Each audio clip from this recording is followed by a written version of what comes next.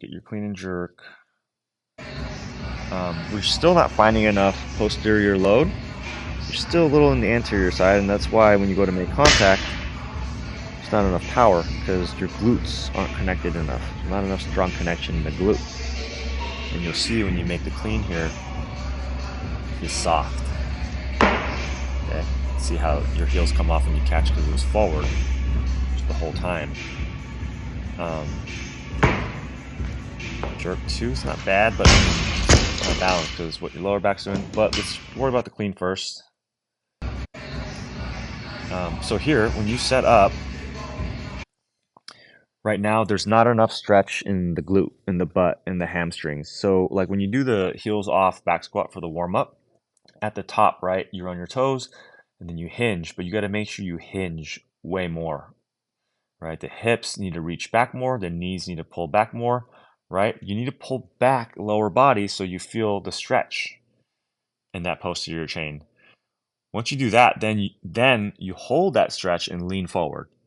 Okay, that's the rubber band, pulling the rubber band effect. Okay, you got to pull both ends in opposite directions, right? The hip is going to reach one end, the shoulder is going to reach the other, right? We got to pull both ends opposite directions to create tension. You're just not doing that enough before going down into compression. Okay, and that's why you have a little bit of anterior load here.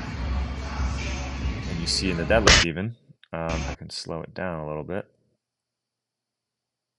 The deadlift, it's away from you the whole time. It's all quad loaded, anterior. So when you so you go around the knee, it kind of goes around and then boom.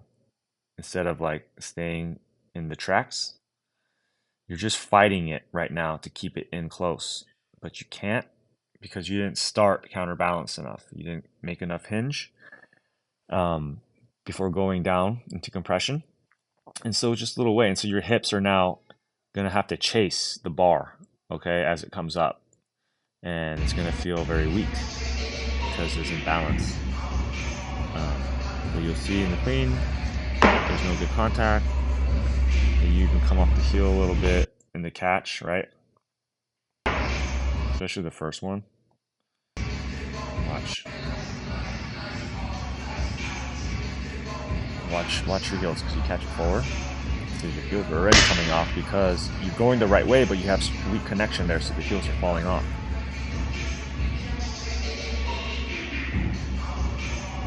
And then watch clean because it's away from you.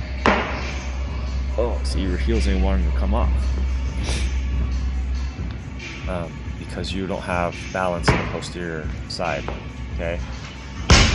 So again, it's all about the setup. The setup and the sequence is going to be very important for you because you're not used to this feel and these positions. So when we do those, I didn't see you send me any of those heel off squats. I need to see those because that's going to really give you better feel and direction as to how you need to set up in the snatch and clean. Okay, that's why we do that. And that's why we need a balanced squat because it translates over to the deadlift portion of the snatch and clean. Okay, and of course the overhead position in the snatch. So those basic fundamentals that and those warm-ups I give you, those have to be you have to have put a lot of focus into that and make sure you're doing that correctly. So I need to see those videos and make sure you're doing those right, because if you can do that right, then you can kind of understand and know what to feel for when you're setting up for the snatch and clean. Okay, because when you're doing it, you're probably not hinging nearly enough because you're not hinging nearly enough here. I see you starting to go more that way, but it's still, especially as you find compression, as you find depth, right, going down lower, you start to lose that counterbalance. You start to unhinge, okay? But as you go down, you should be feeling like it's hinging more, and you should be creating more tension, okay? And it requires more strength. It requires strength to be able to do that, okay? But it requires proper balanced strength, and you have to have the correct intent of how you want to use your muscles, okay? So yeah, we'll work on that next session when I see you, specifically on that, because if you don't have that, the snatch, the clean, Anything pushing off with you having to do with pushing off the floor is going to be weak and out of balance. Okay. The feet look pretty strong, man. The feet are strong. You got to be able to keep the feet pressure there and then find connection all the way up to the glute. Okay, that's why those other exercises I've been giving you, the foot swings. Okay, I need to make sure you're doing those right because you have to have solid connection, not just in where your back ankle and the calf is. That's where that chain starts, right? But it needs to go all the way up to the glute, and we need to make sure we have both sides of the glute having support, right? Lateral and medial side have to have support. So technique in these exercises is very important. When you do those swinging ones, okay, your foot that's planted, first of all, that foot, you do a good job of that. You have strong plantar flexion. Okay, keep that. Okay, but at the same time now, I need you to find external rotation in your knee as you clamp down on that big toe. Okay, so you have lateral and medial action going on there. It's a counter action. When you do that, you need to squeeze your butt and then and your core, okay? Then you'll feel a lot of support, all right, from the foot all the way up to the glute.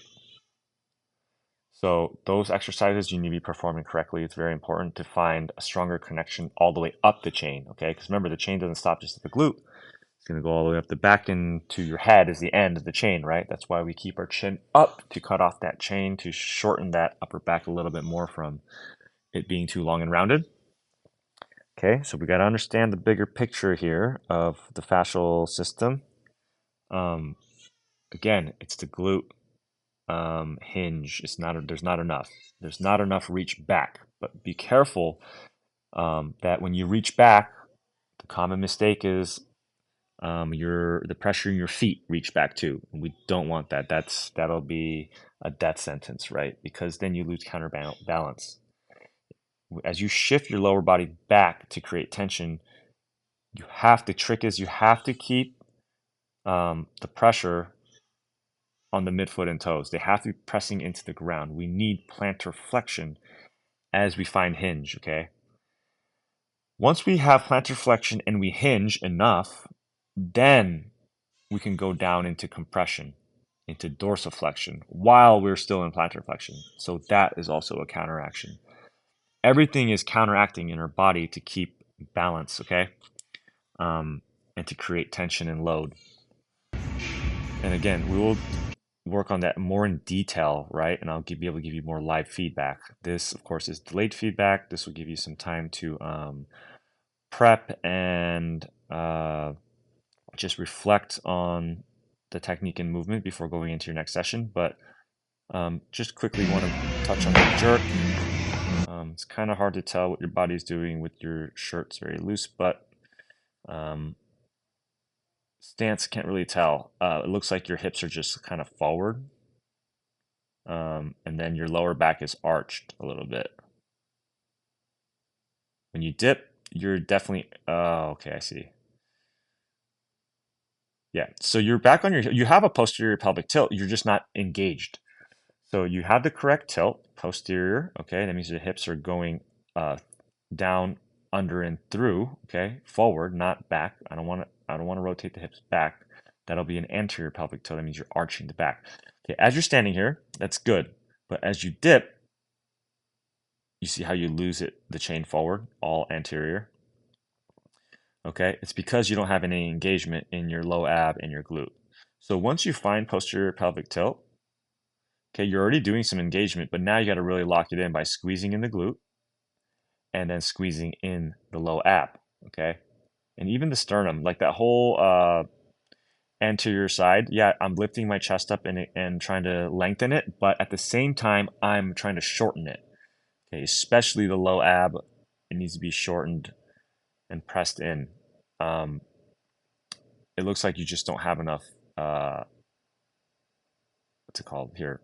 Enough flexion in the low ab.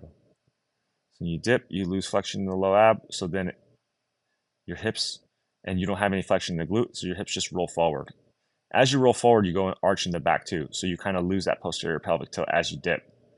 Okay, it's going in and out of a posterior and anterior as you dip. But basically, you just got to keep this tilt is correct. Just now squeeze the low abs, squeeze the glute, okay, and stay back towards your heels as you do that. Don't worry because you have the bar in front of you. That should counterbalance into more of your midfoot, front ankle, midfoot. Same thing, plantar flexion in the foot.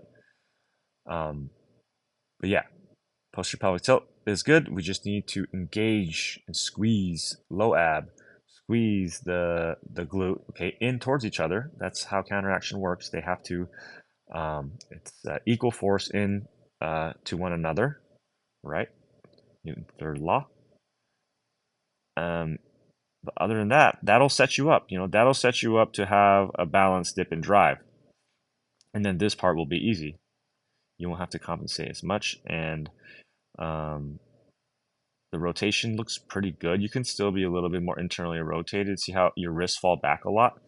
It goes towards back. The bar goes towards your fingertips, so that means you're starting to get into your external rotation. So we need to make sure that bar stays in the center of your palm the whole time as you push and rotate. Okay, but once we figure this trunk issue here, if we can get a stronger trunk as we dip and drive, it'll set you up for better rotation too.